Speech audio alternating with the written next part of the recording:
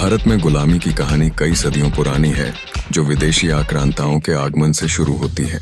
भारत की समृद्ध सांस्कृतिक धरोहर और आर्थिक संपन्नता ने विभिन्न शक्तियों को यहाँ लाने के लिए प्रेरित किया।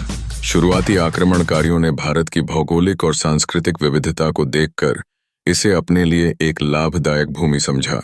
15वीं शताब्दी के आसपास जब पुर्तगाली, डच और ब्रिटिश व्यापारी भारत के तट पर आए, तब यह स्पष्ट हो गया कि भारत की आर्थिक शक्ति उसे वैश्विक राजनीति का एक महत्वपूर्ण खिलाड़ी बनाती है। ब्रिटिश ईस्ट इंडिया कंपनी ने व्यापारिक उद्देश्यों से शुरुआत की, लेकिन जैसे जैसे समय बीता, उसने भारत के अंदर राजनीतिक हस्तक्षेप बढ़ाना शुरू कर दिया। आखिरकार 1853 के विद्रोह ने भारतीयों में विद्रोह की भावना को जन्म दिया, जो ब्रिटिश शासन के खिलाफ एक संगठित प्रयास था।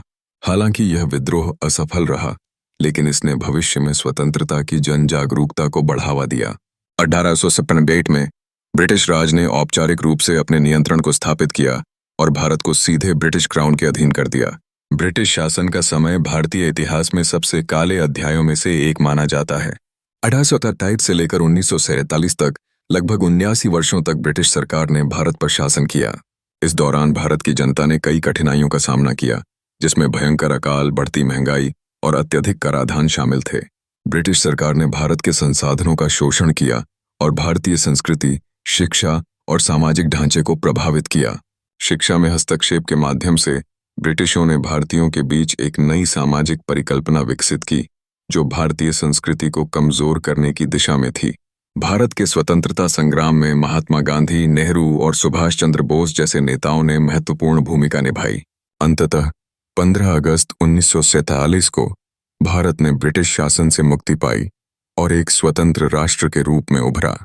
यह स्वतंत्रता सिर्फ भू राजनीतिक स्वतंत्रता नहीं थी, बल्कि यह एक नई सांस्कृतिक पहचान का भी जन्म थी। इस तरह भारत ने लंबे समय तक गुलामी के तांडव को सहा और अंततः स्वतंत्रता की ओर बढ़ा। यह कहानी न केवल संघर्ष और बलिदान की है, बल्कि यह एक साहसिक पुनर्निर्माण की भी है, जो आज के भारत को आकार देती है।